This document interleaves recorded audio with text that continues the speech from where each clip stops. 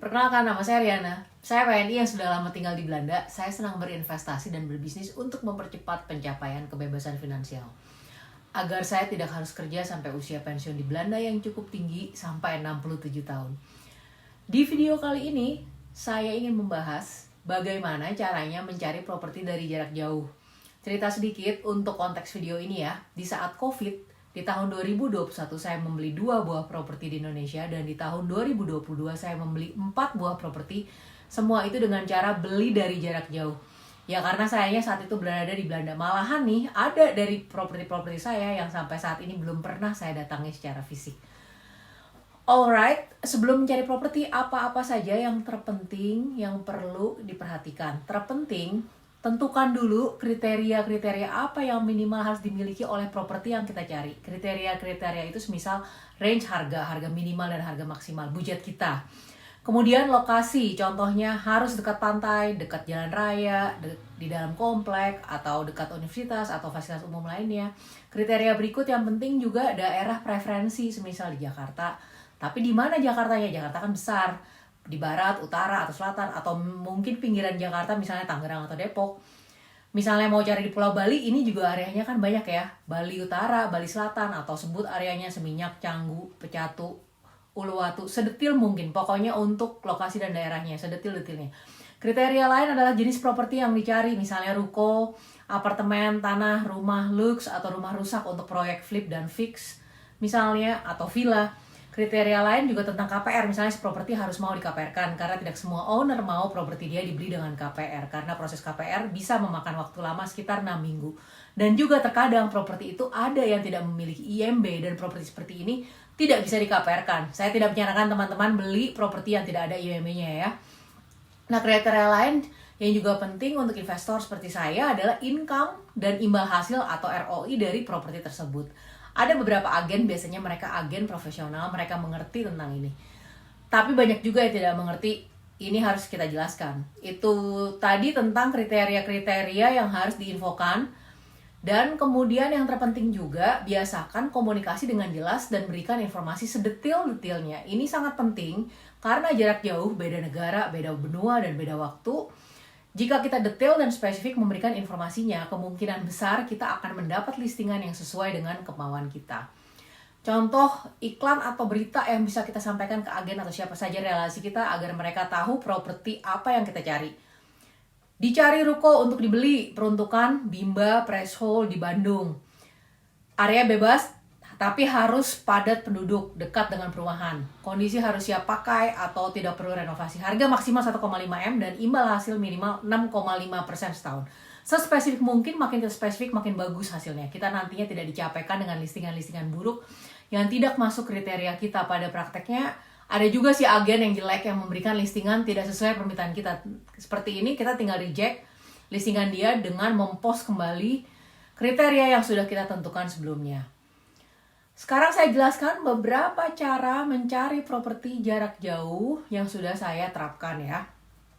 Cara pertama, mencari properti, kita kerahkan agen, kenalan, atau saudara atau teman untuk mencari properti yang sesuai dengan kriteria yang kita mau. Karena kita sudah sangat spesifik di step sebelumnya, diharapkan agen atau siapapun juga bisa mencarikan properti untuk kita yang sesuai. Agen properti di Indonesia ada yang agen freelance atau perorangan, atau ada juga agen yang bekerja di kantor makelar besar.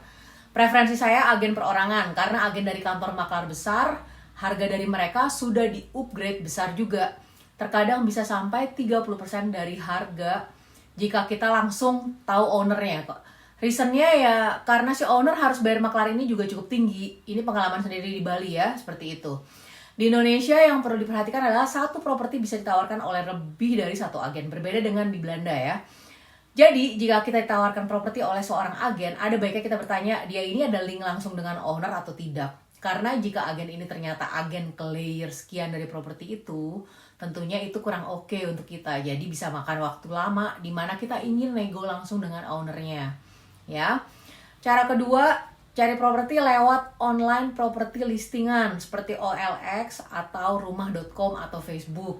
Tantangannya di sini adalah iklan dari properti listing biasanya tidak ada titik lokasinya yang tepat atau detail. Biasanya agen atau owner tidak memberikannya di iklan properti mereka karena mereka takut listingan mereka diserobot agen lain.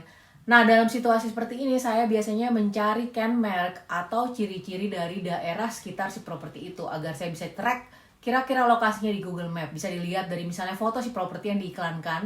Terkadang ada tuh informasi yang bisa kita gunakan untuk kita cari di Google Map. Ini pinter-pinternya kita sih. Contoh nih, listingan tanah ini tidak diberikan titik lokasi jelasnya. Nah, saya lihat di foto ini ada tulisan Kalafi Loft. Lalu saya masukkan nama villa tersebut di Google Map dan saya analisa sendiri, bandingkan dengan foto yang ada di iklan propertinya, dan akhirnya ketemu titik lokasi dari properti tersebut. Makin sering kita mencari-cari online, makin pinter juga nantinya kita memilah-milah informasi. Ya, cara ketiga mendapat properti untuk dibeli adalah informasi dari bank. Biasanya jika kita kenal orang bank, mereka akan memberikan listingan properti-properti yang bermasalah, dan properti seperti ini biasanya murah, properti NPL, non-performing loan namanya, yang kreditnya macet. Jika sudah terjadi relasi baik dengan bank, biasanya mereka akan kontak kita jika ada properti bermasalah yang dijual dengan harga miring atau murah.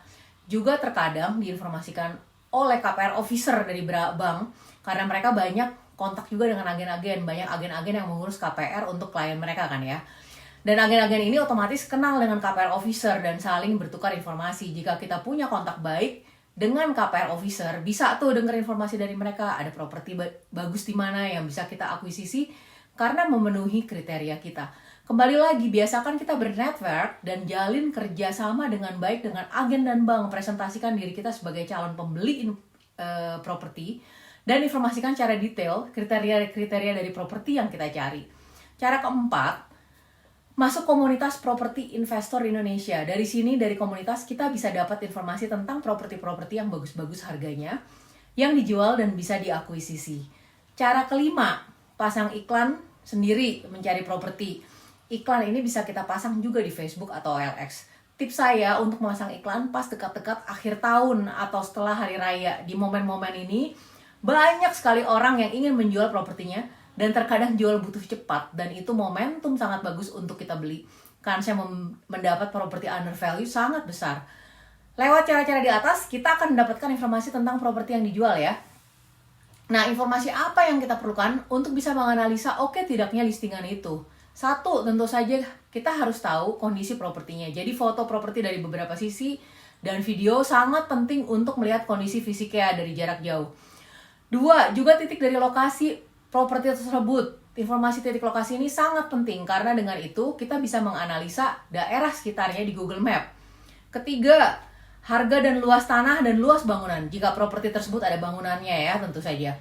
Yang keempat, kelegalitasan si properti. Apakah bentuknya SHM, HGB, hak pakai, hak sewa, apakah ada IMB atau tidak, hak HGB-nya sampai kapan berlakunya, apakah sertifikat on hand atau tidak, apa digadaikan. Nah, setelah kita mendapat beberapa listingan, masuklah kita ke proses analisa. Kalau saya menganalisanya berdasarkan data yang pasti, saya research, bandingkan harga dari properti serupa di lokasi yang sama atau dekat-dekat situ untuk menentukan apakah harganya memang bagus atau tidak. Saya hitung tuh harga yang diminta dengan luasnya si properti dan banding-bandingkan dengan listingan lain. Bisa juga cek data di RDNA untuk properti yang akan disewakan. RDNA ini menyediakan data harga sewa dan juga okupansi di suatu daerah. Datanya mereka ambil dari beberapa platform sewa-sewaan properti seperti Airbnb. Nah, jika analisa kita sudah tepat dan tertarik dengan properti tersebut, nextnya saya kirim orang kepercayaan saya untuk cek fisik lokasi dan juga bertemu ownernya untuk memastikan apakah analisa saya sesuai dengan kondisi lapangan. Juga untuk memastikan apakah semua surat-surat si properti ini valid, on hand, apa tidak sertifikatnya.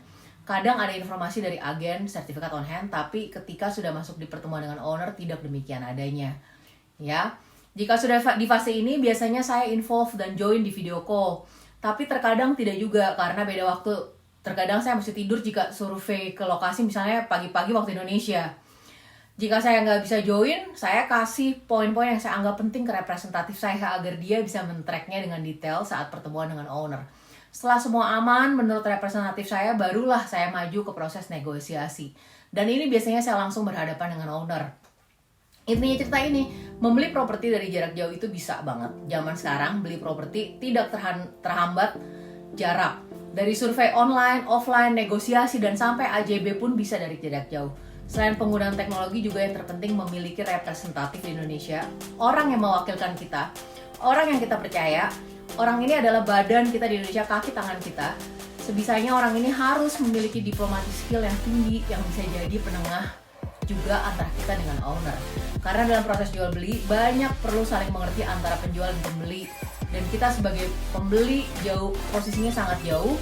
Jika memiliki representatif yang kurang gesit dan kurang baik diplomatic skillnya, dan kurang bisa menempatkan diri dia di posisi kita atau owner, nah itu bisa jadi masalah nanti. Karena ada kesalahpahaman atau miskomunikasi, ya. Jika teman-teman memiliki pertanyaan tentang proses pencarian properti dari jarak jauh, bisa tulis di kolom komen, atau mungkin teman-teman ingin juga share pengalaman teman-teman beli properti dari jarak jauh, bisa juga tulis di kolom komen agar kita bisa saling belajar satu sama lain. Silahkan subscribe dan like jika informasi ini membantu teman-teman. Terima kasih dan salam passive income.